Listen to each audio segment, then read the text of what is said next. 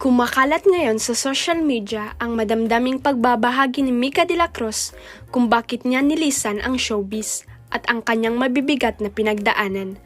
Ang huling malaking proyekto ni Mika ay ang kapuso teleseryeng Karamia noong 2019. Bagamat tapos na ang pandemya, hindi na aktibo ngayon sa showbiz si Mika. Sa nakalipas palang 4 na taon, dumaan sa maraming pagsubok si Mika, tulad ng pagpanaw ng kanyang ama dahil sa COVID-19 na na-diagnose siya ng serious conditions at nagkaroon ng matinding identity crisis. Nagsalita si Mika sa isang worship event ng isang Christian group sa Antipolo, Rizal noong November 19, 2023. Dito binunyag ng dalaga ang mga hirap na pinagdaanan niya mula sa pagiging isang child star. Tingin ng mga tao masaya, magarbo, madali ang buhay. Hindi naman namin napapakita kung ano yung nangyayari behind it. Hindi nila alam na kinalakihan kong hanapin yung identity ko sa mundo, sa ibang tao. This became my source of restlessness. Alam ng pamilya ko yan. I've been restless all my life, sabay bumuhos ang luha ng dalaga. Pagpapatuloy ni Mika, growing up, my mind was restless. My spirit was restless. My physical body was restless. I've never talked about this. The past 4 years were the worst years of my life. It was the hardest and lowest point in my life, and nobody knew about it. Ito yung masasabi ko na talagang sumadsad na ako. Kahit daw ang mga taong malapit sa kanya ay hindi na alam kung paano siya matutulungan. Malaking dagok daw sa kanya nang pumanaw ang kanyang ama dahil sa COVID noong July 2020. Hello everyone, my Victory family.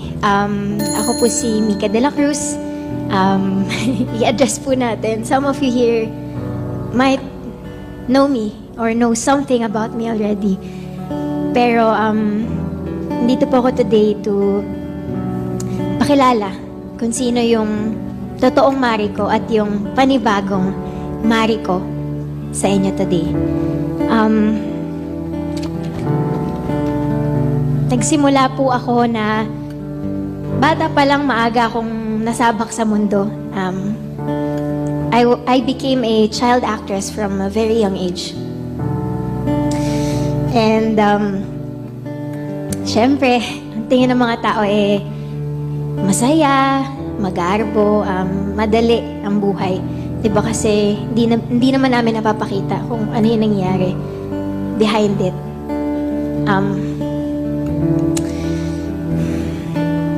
Hindi nila alam na kinalakihan kong hanapin yung identity ko sa mundo, sa ibang tao.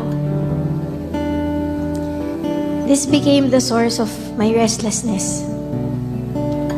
Alam ng pamilya ko yan, I've been restless all my life.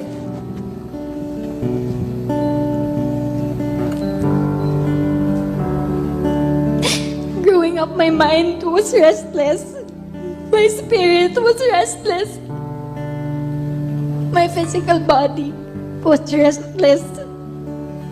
I've never talked about this, pero the past 4 years were the worst years of my life. It was the hardest and the lowest point of my life, and nobody knew about it. Ito yung masasabi ko na talagang sumadsad na ako. Hindi na alam ng mga tao malapit sa akin kung paano ako tutulungan. Kasi bilang tao, nabigay naman nila lahat ng suporta na pwede nilang ibigay sa akin, and I'm thankful. They tried their best. Pero hindi na nila kaya yun eh. Hindi na sila yung kailangan ko.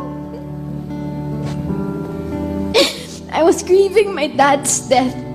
Namatay po siya ng COVID eh. And I was diagnosed with multiple health conditions. Serious ones. Hindi halata, di ba? One of them was an autoimmune disease. And studies show na nakukuha yun from being in a constant state of stress sa katawan natin, sa utak natin. Bit-bit yun. Bit-bit ko yun simula ng pagkabata pa ako. Kaya nag-manifest na siya sa katawan ko, di ba? Lumabas na siya.